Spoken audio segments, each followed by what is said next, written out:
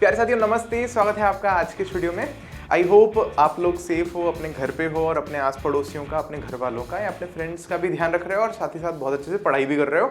और ये भी मैं एक्सपेक्टेशन लेकर के चल ही रहा हूँ कि ये चैप्टर आपको बहुत ही अच्छे से समझ में आ रहा है। तो आज कायदे से देखा जाए तो चैप्टर का लास्ट वीडियो है। चैप्टर का थ्योरी पोर्शन जो है वो लगभग 97% खत्म हो जाएगा। फिर उसके इंटेक्स्ट क्वेश्चंस भी लगभग खत्म हो जाएंगे, लेकिन हमें एक या दो प्रोबेबली वीडियोस हो सकते हैं जो हमें एक्सरसाइज के लिए लेने पड़ेंगे। मतलब हमें जो एक्सरसाइज के क्वेश्चंस दे रखे हैं उनको सॉल्व करने के लिए एक आध वीडियोस बनाने पड़ेंगे। अब देखो इस चैप्टर के ना क्वेश्चंस न्यूमेरिकल्स बहुत ज़्यादा इंपॉर्टेंट है अपने आप में। मतलब करना ही हमें पड़ेगा, समझने ही हमें पड़ेंगे, क्योंकि वो मैं आपको जैसा बताया हूँ कि यही चैप्टर्स हैं, यही टॉपिक्स हैं जो आपको इन फ्यूचर भी पढ़ने को मिलेंगे। यही आपको इन फ्यूचर भी, मतलब अगर आप कॉम्पिटिटिव एग्जाम्स, बैंक एग्जाम्स या कोई से भी एग्जाम्स ऐसे देते हो तो वहाँ पर जो मैथमेटिक्स होती है, जो रीजनिंग होती है, जो बेसिक साइंस होती है, तो वो साइंस का पोर्शन है ये सारा का सारा। आज का टॉपिक अपना बहुत ज़्यादा इंटरेस्टिंग होने वाला है। मैं कोशिश करूंगा कि जो 9th से आज के टॉपिक का कनेक्शन था वो भी मैं आपको पहले समझाऊंगा, ताकि आज का टॉपिक आपको बहुत ही अच्छे से समझ में आए। और conclusion at the end of the day, at the end of this class ये होगा कि आप ये समझ जाओगे कि हमारे घर पे जो इलेक्ट्रिसिटी बिल आता है, जो मीटर में लिखा हुआ आता है कि 200 यूनिट आपने बिजली जलाई है, 250 यूनिट आपने बिजली जलाई है या 500 यूनिट आपने बिजली जलाई है, तो उसके लिए इतना इतना रुपया दीजिए। तो वो यूनिट आखिर वो क्या बात कर रहे हैं, वो ये हमें समझ में आ जाएगा। तो आ जाओ अपन शुरू करते हैं। तो हम पढ़ने वाले हैं इलेक्ट्रिक पावर के बारे में। किसके बारे में पढ़ने वाले हैं? इलेक्ट्रिक पावर के बारे में। ये फोटो बहुत ही प्यारी है, ये देखिए आप, बल्ब खुद को प्लग इन कर रहा है। खैर, तो इलेक्ट्रिक पावर, तो वैसे मैं आपको बता दूं आज केवल हम इलेक्ट्रिक पावर नहीं पढ़ेंगे, बल्कि है ना हम लोग जूल्स लॉ ऑफ हीटिंग भी है एक हमारी बुक में, वो पढ़ने वाले हैं। अगर हमारी एनसीईआरटी की बुक में आप सीक्वेंस देखोगे तो पहले हमें बता रखा है heating effect of electric current, ऐसा एक टॉपिक है, heating effect of electric current.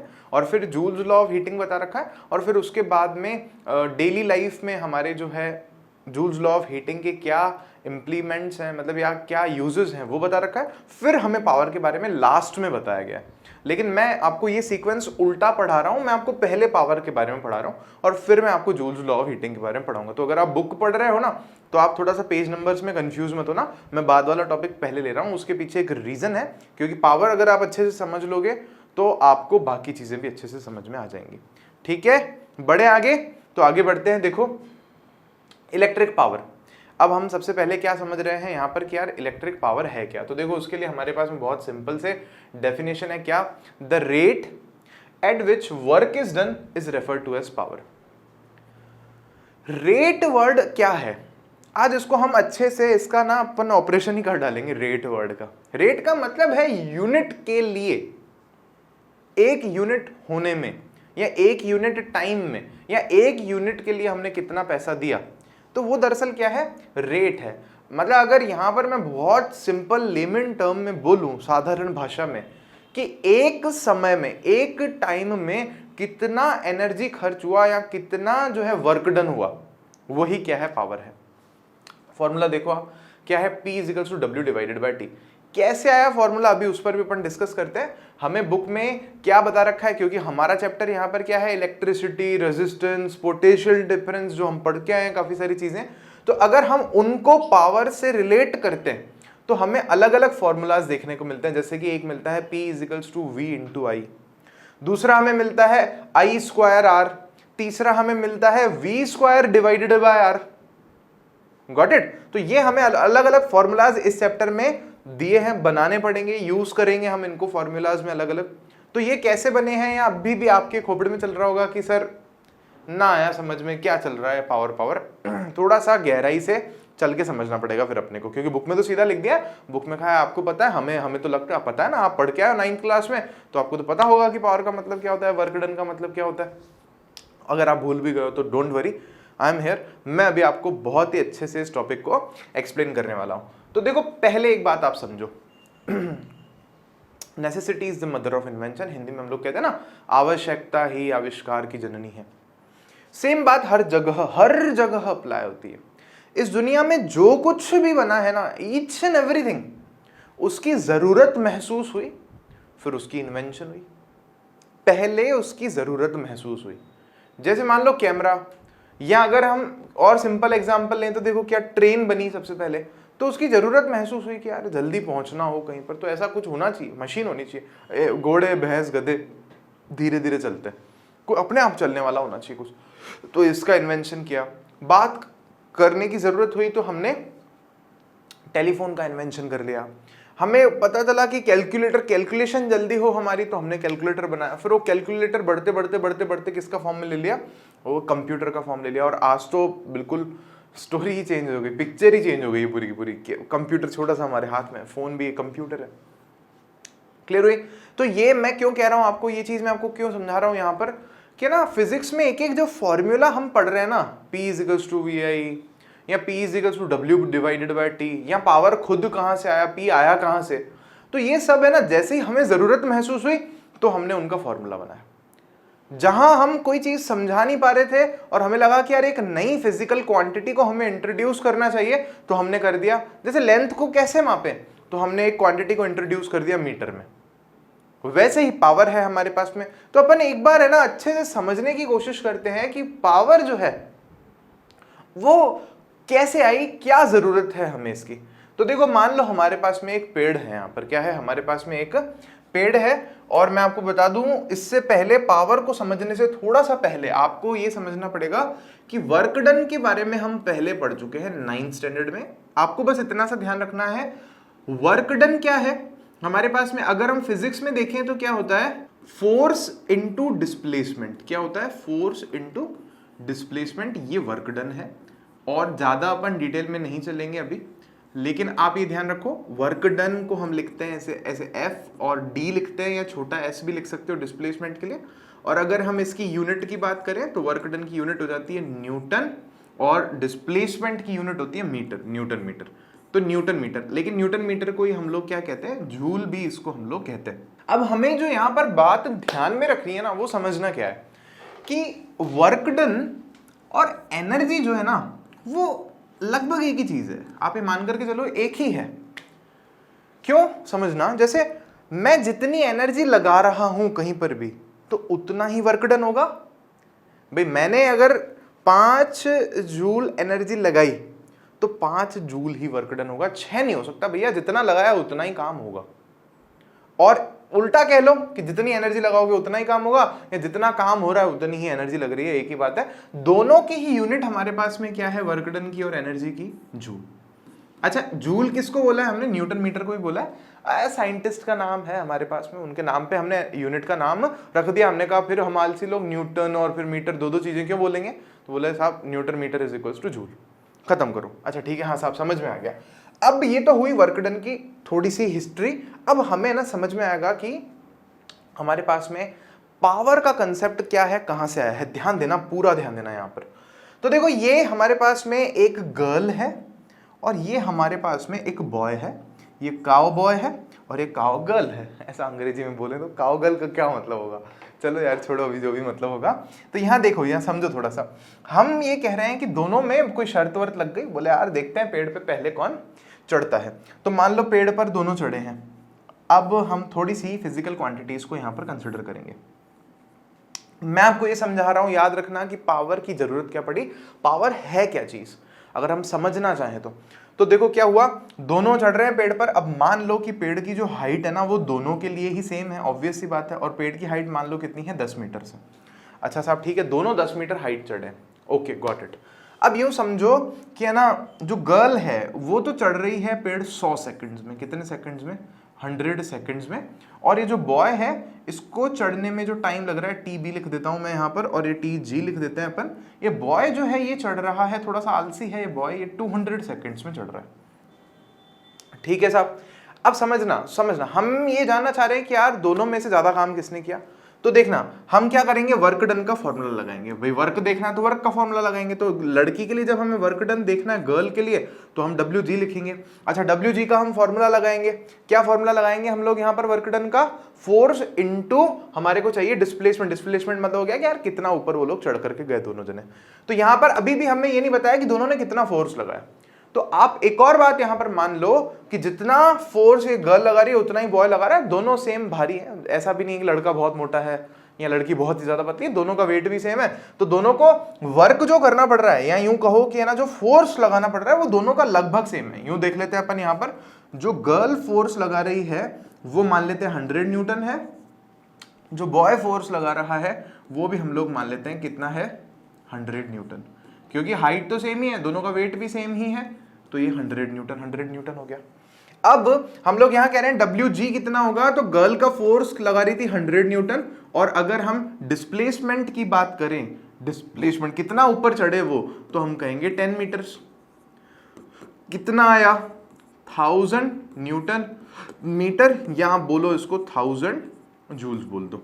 Same अगर अपन बॉय की बात करें तो बॉय ने कितना फोर्स लगाया, हमने कहा 100 न्यूटन। कितनी हाइट चढ़ा वो बॉय, तो हमने कहा 10 मीटर्स, तो अगेन सेम थिंग 1000 जूल्स। तो प्रॉब्लम ये हो गई कि दोनों के लिए टाइम तो कंसिडर ही नहीं हुआ। भाई आपके हिसाब से लॉजिक लगाओ, कौन पहले चढ़ा है, तो हमने कहा गर्ल ने तो 100 सेकंड में ही चढ़ गई थी, ये जो बॉय जो लड़का है इसको तो 200 सेकंड लगा था, तो ये तो सुस्त आलसी कहीं का है, इसकी पावर कम है, इसकी पावर ज्यादा है। लेकिन ये चीज हमें यहां पर वर्क डन में पता नहीं चल रही, वर्क डन के फॉर्मूला में ये चीज हमें समझ में नहीं आ रही। तो हमने कहा अच्छा जी अब फिर क्या करें, तो हमने कहा देखो फिर तो ये है कि ये वर्क डन जो है ना ये अधूरी क्वांटिटी है, ये फिजिकल क्वांटिटी हमें प्रॉपरली समझा नहीं पा रही कि किसने काम जो है जल्दी कर लिया। तो क्या करें, तो वर्क डन में हम लोग अगर क्या करें, टाइम को किसी तरह से ऐड कर दें, क्या करें, टाइम को भी किसी तरह से ले आए कि भाई दोनों का टाइम भी उसमें मेंशन हो, तो हमारा काम हो जाएगा। तब हमने क्या किया, टाइम का क्या दिया, दोनों में वर्क में डिवाइड दिया। मतलब हमने एक फॉर्मूला बनाया, मैं फॉर्मूला देखो यहां लिखता हूं, हमने क्या फॉर्मूला बनाया, पावर का, कि दोनों का अगर हमें देखना है कि पावर किसकी ज्यादा है दोनों में से, तो we said power is equals to work done divided by time. जितना भी वर्क डन दोनों ने किया है या किसी ने भी किया है, उसने कितने टाइम में किया है आप उसका डिवाइड दे दो, तो होगा असल में इससे क्या होगा, इससे हमें वर्क डन की रेट पता चल जाएगी। रेट का क्या मतलब है कि एक टाइम में, यहां पर अगर हम टाइम सेकंड में ले रहे हैं तो यूं समझो एक सेकंड में कितना वर्क डन हुआ है वही पावर है। तो हमें पता चल जाएगा कि एक सेकंड में इसने ज्यादा चढ़ाई की है गर्ल ने, या बॉय ने ज्यादा चढ़ाई की है पेड़ पर, क्योंकि देखा काम तो दोनों बराबर कर रहे हैं लेकिन टाइम अलग अलग है क्योंकि उनकी पावर अलग अलग है। समझ में आई आपको ये वाली बात? तो इस तरह से हमने ये फॉर्मूला बनाया, और अब अगर अपन ये फॉर्मूला यहां पर अप्लाई करके देखें तो हमें देखने को मिलता है पावर ऑफ गर्ल कितनी हो जाएगी हमारे पास में, W डिवाइडेड बाय T। तो W तो दोनों के लिए 1000 है, तो ये 1000 जूल्स डिवाइडेड बाय टाइम, कितने टाइम में लड़की चढ़ रही है पेड़ पर, तो हमने कहा 100 सेकेंड्स। ओके साहब, ये कैंसिल, क्या बचा हमारे पास में, 10 जूल पर सेकंड। क्या बचा, 10 जूल पर सेकंड। और आप इसको लिखोगे जब, तो हम क्या कहते हैं, 10 वाट। क्या बोलते हैं, वाट। जूल पर सेकंड को हमने क्या नाम दे दिया, वाट। आप बोलोगे सर ये जूल और ये वाट और ये न्यूटन और ये सब हमारा ना दिमाग का दही कर देंगे, दिमाग खराब कर देंगे हमारा। अरे कोई बात नहीं, थोड़ी सी प्रैक्टिस करोगे ना, थोड़ा बार रिवाइज कर लोगे, थोड़े क्वेश्चन कर लोगे, आपको क्लियर हो जाएगा। तो भाई पावर की यूनिट बन क्या रही थी कायदे से, पावर की यूनिट बन रही थी जूल पर सेकंड। क्या बन रही थी, जूल पर सेकंड। लेकिन हम आलसी लोग, हमने कहा सर जूल पर सेकंड लंबा है, और जूल वो अपने वो जो जेम्स वाट इतना काम करके गए, ट्रेन व्रेन बनाने में हेल्प किया उन्होंने, स्टीम इंजन बनाने में, तो उनको कुछ बेनिफिट भी मिलना चाहिए। तो हमने कहा साहब ठीक है, तो उनके नाम पे रख देते हैं, तो हमने जूल पर सेकंड को क्या नाम दे दिया, वाट। और सेम अब यही फॉर्मूला अगर मैं किसके लिए लगाऊं, देखो यहां पर आप उस बॉय के लिए लगाया जाए यही फॉर्मूला, तो हमें देखने को मिलता है, क्या देखने को मिलता है, हमें देखने को मिलेगा यहां पर P बॉय की पावर कितनी है हमारे पास में, तो हम कहेंगे वर्क डन बाय बॉय ने कितना वर्क किया था, तो वो तो सेम ही था 1000 जूल्स, डिवाइडेड बाय कितने टाइम में किया था, तो हमने कहा था टाइम तो 200 सेकंड्स है यहाँ पर, तो 2 0 से 2 0 तो कैंसिल हो गए, 2 का डिवाइड जब 10 में दिया तो 5 जूल पर सेकंड बचा, या इसको हम कहेंगे 5 जूल्स पर सेकंड को 5 वाट, W लिख देंगे बड़ा कैपिटल W। समझ में आई आपको ये वाली बात? तो यहां पर हमें साफ साफ दिख रहा है कि गर्ल की पावर 10 वाट है और बॉय की जो पावर है वो 5 वाट है, ओनली आधी है। और वो वहां लॉजिक में तो हमें दिख ही रहा था कि गर्ल की पावर ज्यादा है इसलिए वो जल्दी चढ़ रही है, बॉय की पावर कम है इसलिए वो लेट चढ़ रहा है। तो ये चीज हमने एक्सप्लेन कैसे की, पावर के कॉन्सेप्ट से की। तो एक साइंटिस्ट का यही काम है एक मैथमेटिशियन का, एक साइंटिस्ट का यही काम है, जो लॉजिक आप लगा रहे हो ना उसको मैथमेटिक्स में वो एक्सप्लेन कर दे, लिख के आपको दिखा दे। क्यों? क्योंकि अगर कल को कोई ट्रेन बनानी है, अगर अपने को बस बनाना है, एरोप्लेन बनाना है, तो वो लॉजिक से थोड़ी चलता है। वो सोच लेगा अरे अब तेज चला लेता हूं, अब धीरे चला लेता हूं। उसको तो आप लिख के दे दोगे कि इतनी पावर से चलना है, वो उतनी पावर लगा के चलेगा, बात खत्म। समझ में आई आपको वाली बात कि ये सब कुछ हमारे लिए क्यों जरूरी है? तो फिर समझ में आ गई है तो बधाई हो बधाई। अब बढ़ते हैं अपन आगे। तो ये बिल्कुल कैसी बात हुई, अगर समझने की अगर अपन बात से करें तो यहाँ पर वही लड़का है और ये वही लड़की है। थोड़ा सा और मैं आपको एक्सप्लेन कर रहा हूँ बहुत बारीकी से कि कंपैरिजन करने के लिए। जैसे पीछे अपन ये नहीं कंपेयर कर पा रहे थे कि लड़की के पास ज्यादा पावर है कि लड़के के पास ज्यादा पावर है, तो यहां पर भी सेम चीज है। लड़का ने क्या किया कि ना 20 किलोग्राम 400 रुपीज के आलू लेकर के आ गया, और ये लड़की को भी मम्मी ने भेजा था आलू लेने के लिए, तो ये 4 kg लेकर के आई 100 रुपीज के। लड़के के घर पे हो सकता है कोई फंक्शन हो और छोटे भाई का बर्थडे पार्टी हो, तो ये ज्यादा आलू लाया है। आलू के समोसे वमोसे बनाएंगे ये लोग, आलू की कचौड़ी भी बनाएंगे ये लोग, आलू के पराठे बनाएंगे, और आलू का दम आलू भी बना देंगे, और आलू को वो बॉईल करके पानी पूरी भी खाएंगे ये लोग। हो सकता है, सो मेनी थिंग्स पॉसिबल। लेकिन मैं आपको क्या समझा रहा हूं, मैंने आपको क्या बोला था, हम लोग एक वर्ड का यहां पर आज ऑपरेशन ही कर देंगे, और वो वर्ड क्या है? रेट। तो रेट है क्या समझना। अब हम ना कंपेयर नहीं कर पा रहे, हमें ये नहीं पता चल रहा कि कौन महंगे लाया है आलू और कौन सस्ते लाया है आलू, हमें ये नहीं पता चल रहा है यहाँ पे।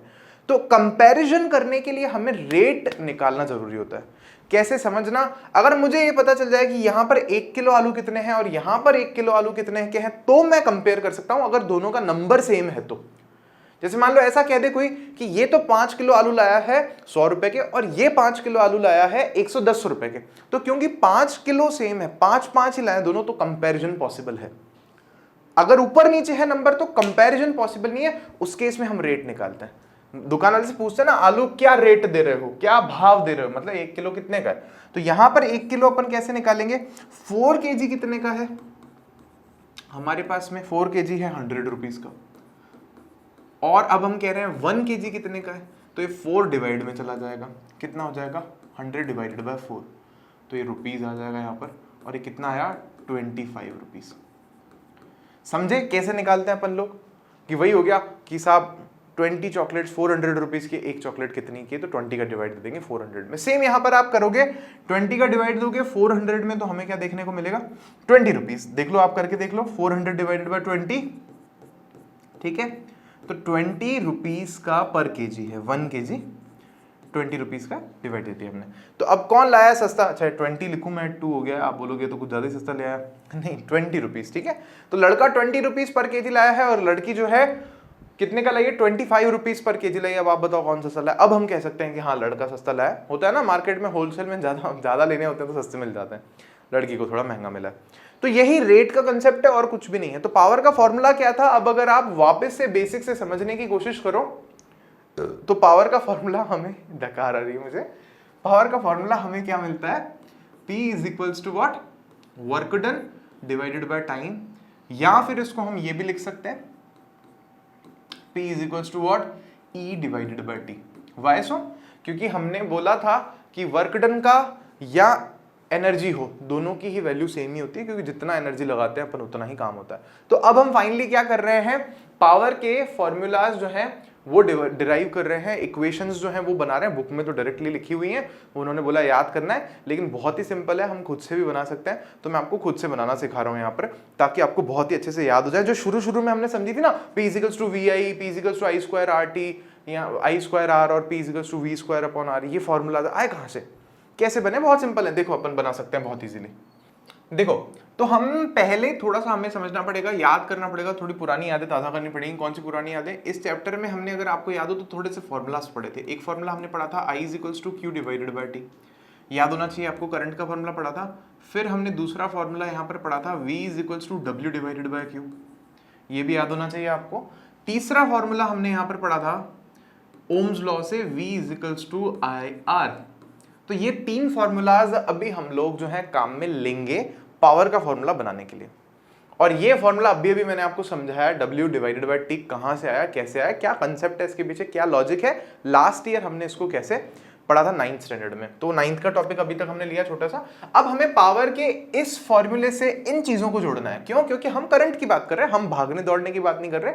यहां पर फोर्स की बात नहीं हो रही, यहां पर डिस्प्लेसमेंट की बात नहीं हो रही, यहां पर करंट की बात हो रही है। तो देखो कैसे करेंगे हम लोग। हम क्या कर सकते हैं, ध्यान देना, हम पावर का फॉर्मूला लेंगे। यहां पर we know what power P is equals to, ध्यान दो, W डिवाइडेड बाय T है। सही बात है। और हमें ये पता है कि है ना W की वैल्यू जो है यहां से इस फॉर्मूला से हम लोग क्या लिख सकते हैं, मैं यहां पर ब्रैकेट में लिख रहा हूं, W is equals to V multiply by Q। इस जगह से मैंने यहां पर लिख दिया। तो पावर में W की जगह मैं क्या लिख दूंगा, V multiply by Q divided by T। कर सकते हैं ऐसा, कोई प्रॉब्लम नहीं होनी चाहिए। V into Q divided by T, किसकी जगह लिख रहा हूं मैं, W की जगह लिख रहा हूं, W equals to Q into V है। सिंपल है ना, वही फॉर्मूला यूज में ले रहे हैं अपन। अब देखना है यहां पर थोड़ा सा गेम खेलेंगे। आज गेम ही खेलना है अपने को फॉर्मूलाज के साथ में। ये जाना पहचाना नहीं लग रहा? अच्छा हाँ, जाना पहचान लग रहा है। क्यू बाय टी तो क्या होता है, आई के इक्वल होता है। तो ओके, आई लिख देंगे हम लोग। लिखो, देखो आ जाओ। विच इम्प्लाइज दैट, ध्यान दो यहां पर, अच्छे से ध्यान देना यहां पर। तो ये तो क्या हो जाएगा, आई। तो P is equals to V multiply by what, I. Q divided by T की जगह हमने क्या लिख दिया, आई। बिकॉज यहां पर हम लिख देंगे because I is equals to Q divided by T। अब आप मेरे को बताओ, एक फॉर्मूला मिल गया हमें, what, P is equals to VI। ध्यान दो, P is equals to VI, यही पहला फॉर्मूला था, P is equals to VI। अब हमें बोल रहे हैं यार याद करो, क्यों याद करें हम, जब हमें दो फॉर्मूलाज, तीन फॉर्मूलाज को जोड़ तोड़ करके ये फॉर्मूला हम जब बना सकते हैं, तो हमें याद करने की क्या जरूरत है, आप बताओ। याद हो जाएगा अपने आप, लेकिन अगर समझ में ही आ गया ना, यहां दिल में उतर गया ना, तो कभी बाहर नहीं निकलेगा। अब देखो सामने देखो, अब इसके बाद में दो फॉर्मूलाज हमें बुक में और भी दे रखे हैं। अच्छा वो कैसे देखें, तो हम लोग क्या कर सकते हैं, यहाँ पर मैं दो लाइंस खींच रहा हूँ ताकि हम लोग सेपरेट कर सकें उन फॉर्मूलाज को। ये तो एक फॉर्मूला है, एक फॉर्मूला पावर का हमारे पास में ये है, एक फॉर्मूला पावर का हमारे पास में ये आ गया। अब हम थर्ड भी देख रहे हैं, देखो कैसे, बहुत सिंपल है। अभी क्या है हमारे पास में formula, P is equals to V multiply by I, and we know, चलो ये तो लिख दो, and similarly we can say V is equals to I into R. यहां से लिखा है हमने ओम्स लॉ से, हम चाहें तो ब्रैकेट में लिख सकते हैं फ्रॉम ओम्स लॉ। बहुत सिंपल है। तो अभी देखो क्या करना है अपने को, सिंपल में, एकदम सिंपल में, ये V की वैल्यू क्या है, I इंटू आर है। तो इस V की जगह मैं ये वैल्यू रख सकता हूं ना यहां पे। तो what we can write down, which implies that P is equals to, V की जगह क्या रखा, आई आर मल्टीप्लाई बाय आगे क्या है, I। तो क्या होगा, ये फॉर्मूला क्या बनेगा, देखो, P is equals to I square R. एक और फॉर्मूला बन गया हमारे पास में। अब आप ही बता दो मेरे को, ये आसान है कि नहीं है, ये कोई रॉकेट साइंस है? क्या किया मैंने, ओम्स लॉ से V की वैल्यू रख दी। सही बात है ना, ओम्स लॉ को यूज में ले लिया, V is equals to I R था तो आई आर रख दिया V की जगह पे, ये मेरे को फॉर्मूला मिल गया। सारे जो भी पावर हम निकाल रहे हैं, सबकी यूनिट हमारे पास क्या होगी, वाट होगी, इसमें कोई डाउट नहीं है, कोई दो राय नहीं है इसमें। लेकिन हाँ, इस तरह से हम इसको कर रहे हैं। अब देखो सिमिलरली, चलो ये तो इसको मैं लिख देता हूं कि ये क्या हो गया हमारे पास में, थर्ड फॉर्मूला हो गया।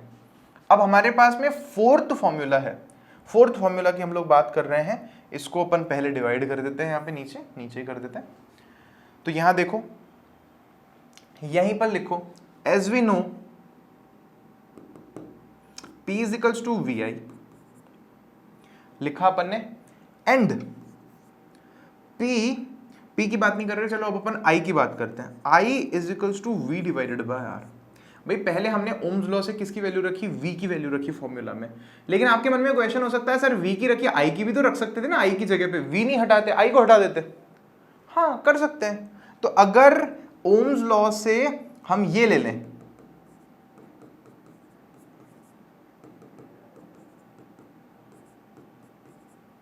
अगर ओम्स लॉ से हम I की वैल्यू रखें, यहां पर ये वाली वैल्यू यहां रखें, I की वैल्यू देखो कौन सी कहां रखनी है हमें, ये I की वैल्यू है ओम्स लॉ से, इसको इस फॉर्मूले में यहां रखना है।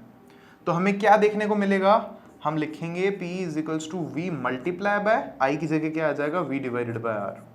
तो क्या देखने को मिलेगा, V square divided by R। इसको हम लोग यहां लिख देते हैं P is equals to V square divided by R।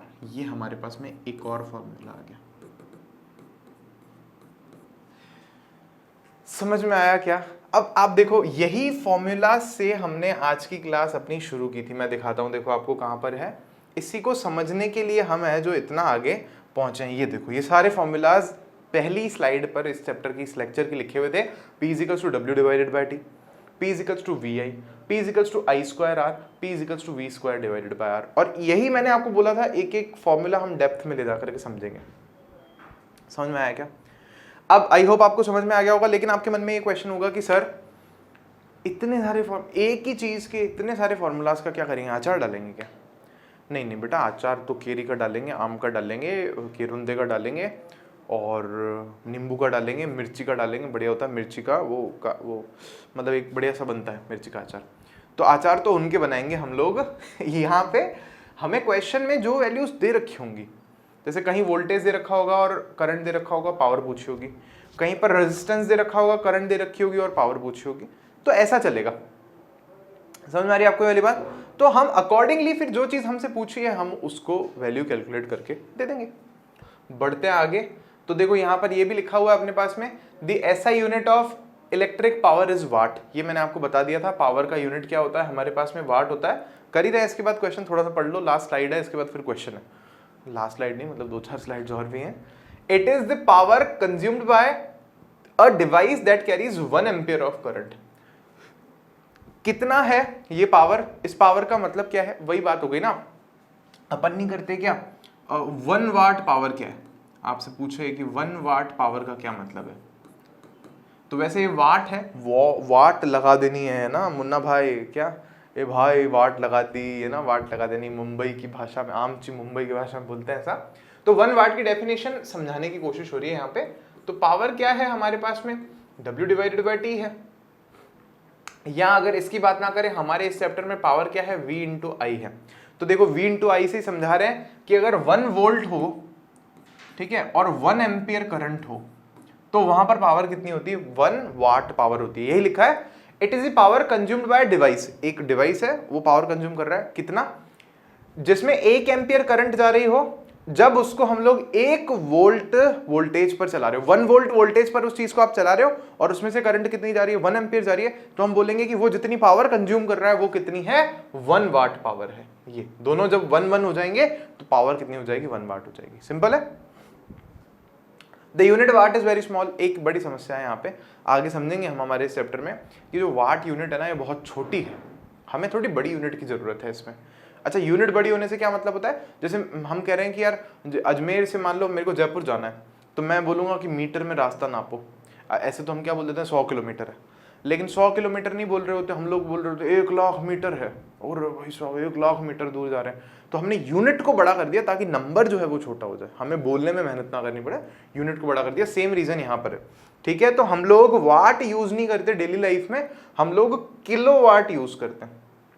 और मैं आपको पहले से बता चुका हूं, के है जो किलो है उसका मतलब 1000 होता है, और कुछ मतलब नहीं होता। के छोटा के जो हम लिखते हैं ना, जैसे हम बोलते हैं किलोग्राम, तो किलोग्राम का क्या मतलब होता है, किलो का मतलब हो गया 1000 और ग्राम का मतलब ग्राम, तो 1 किलोग्राम किसके इक्वल हो गया, 1000 ग्राम के इक्वल हो गया। सिंपल है। अब अपन क्वेश्चन की तरफ बढ़ सकते हैं। बहुत सिंपल क्वेश्चन दे रखे हैं अपने को। An electric bulb is connected to a 220 volt generator. अच्छा ठीक है, देख लो क्या क्या दे रखा है वो लिख लो।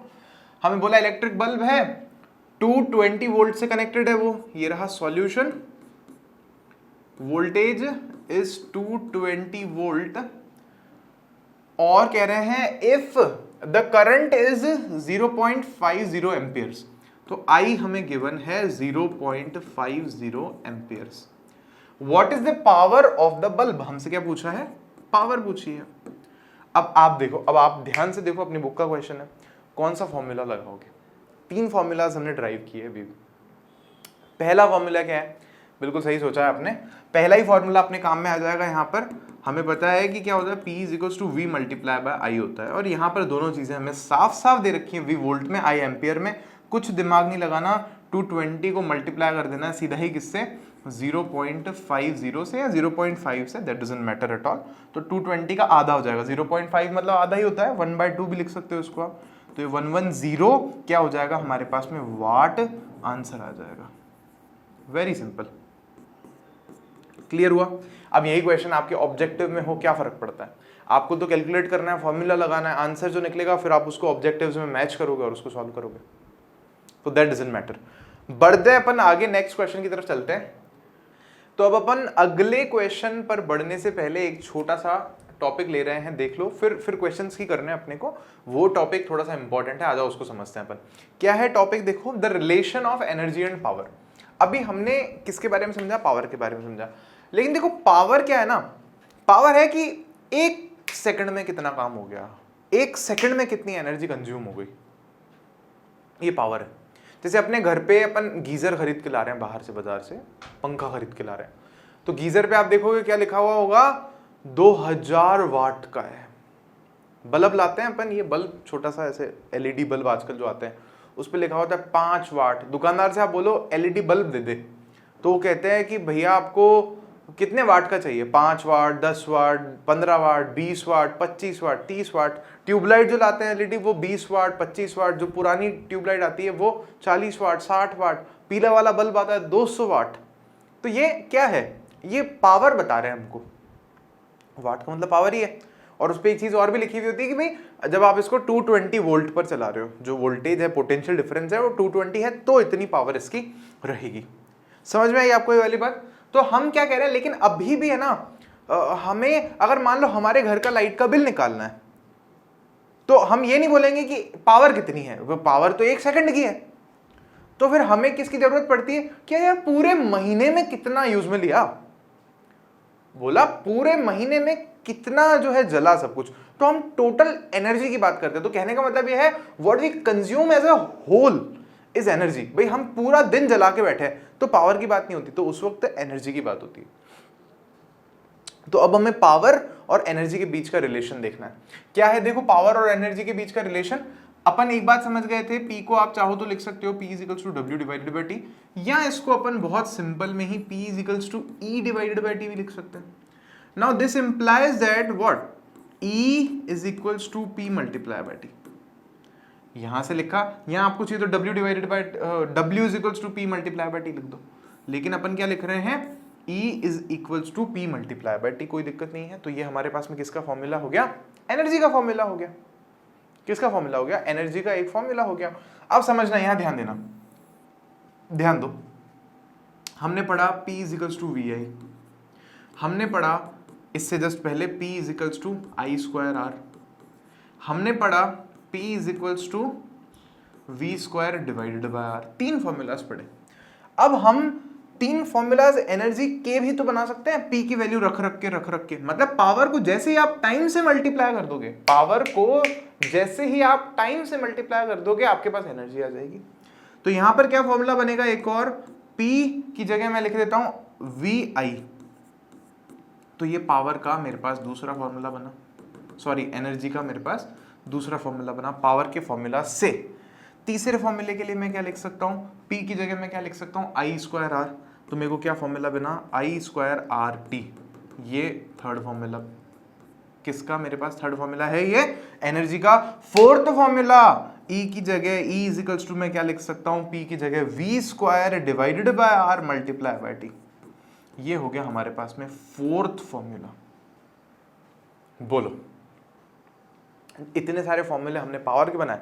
अब उन्हीं पावर के फॉर्मूला की हेल्प से हमने एनर्जी के भी ढेर सारे फॉर्मूले बना दिए। कुछ भी नहीं है, पावर का जो फॉर्मूला ना, उसको टाइम से मल्टीप्लाई कर दोगे तो आपके पास में एनर्जी आ जाएगी। भाई जो हमारे घर पे लाइट का बिल आ रहा है ना, वो पूरा महीना या पूरा 2 महीना हमने कितनी एनर्जी कंज्यूम की है उसका बिल है, पावर का बिल नहीं है। पावर तो 1 सेकंड के लिए है, समझो इस बात को, पावर यूनिट टाइम के लिए होती है। तो ये हमारे पास में एनर्जी का कंसेप्ट आया। अब अगर हम देखें एनर्जी की यूनिट क्या होती है हमारे पास में, वैसे तो हमने कहा था कि एनर्जी की यूनिट क्या होती है, जूल होती है, लेकिन फिर हमने बाद में ध्यान दिया कि यहां पर भी अगर हम देखें तो कायदे से तो जूल होनी चाहिए, लेकिन फिर वो छोटी यूनिट है। हमने क्या देखा था, इसको ध्यान से देखो यहां पर, कि पावर जो है, पावर की यूनिट हमारे पास में क्या है, अगर हम यहाँ पर E की यूनिट देखें एनर्जी की, तो पावर की यूनिट क्या है हमारे पास में यहाँ पर, तो आप देखोगे वाट। और टाइम की यूनिट अगर हम देखें तो अभी अभी हमने थोड़ी सी देर पहले समझा था कि जो टाइम वाट है वो भी छोटी यूनिट है। और अगर टाइम की यूनिट मान लो अगर हम यहाँ पर सेकंड लेते हैं तो ये भी छोटी यूनिट है, हमें बड़ी यूनिट चाहिए। तो हम क्या करते हैं, वाट की जगह तो लेते हैं किलो वाट। ठीक है, किलो मतलब 1000 भी उसमें ऐड कर देते हैं, हम बात ही किलोग्राम में करते हैं। किलो जैसे किलोग्राम में लाते हैं ना अपन चीजें, किलोमीटर में जयपुर जाना होता है, मीटर में नहीं बोलते हम। तो सेम यहाँ पर हम किलो वाट में बोलते हैं, वाट में नहीं बोलते। और सेकंड की जगह हम लोग क्या काम में लेते हैं, आर, घंटा। इसको हिंदी में बोलते हैं किलो वाट घंटा या kilo what are.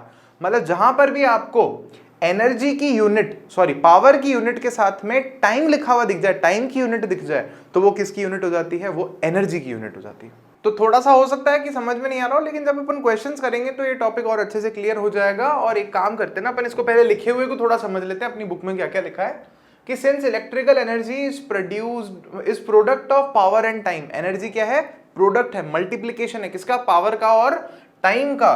The unit of electrical energy is therefore watt hour. भाई यूनिट क्या हो गई, वाट आर हो गई, वाट को आर से, टाइम से हमने मल्टीप्लाई कर दिया, सिंपल है।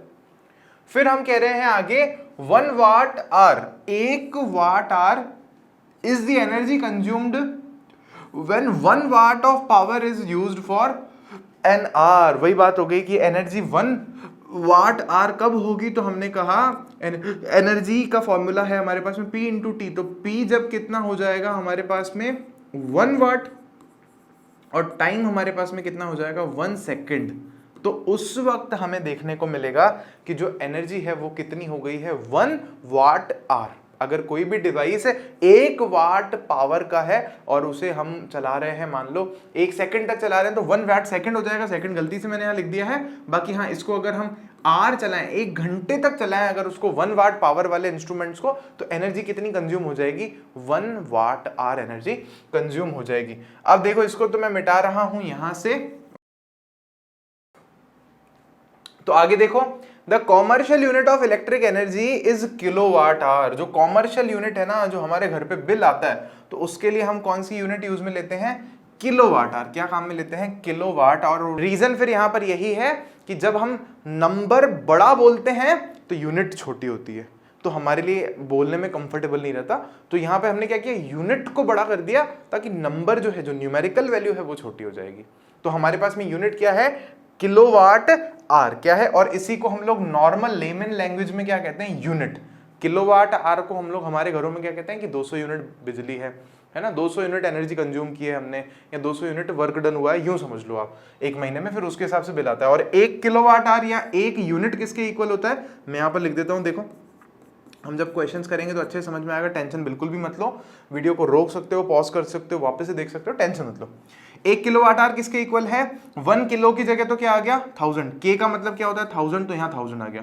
वाट का वाट, और आर की जगह कितना आ गया 3600 सेकंड्स। तो जब दोनों को मल्टीप्लाई किया तो हमें क्या लिखने को मिला 3.6 10⁶ वाट सेकंड। और वाट सेकंड का क्या मतलब होता है, जूल।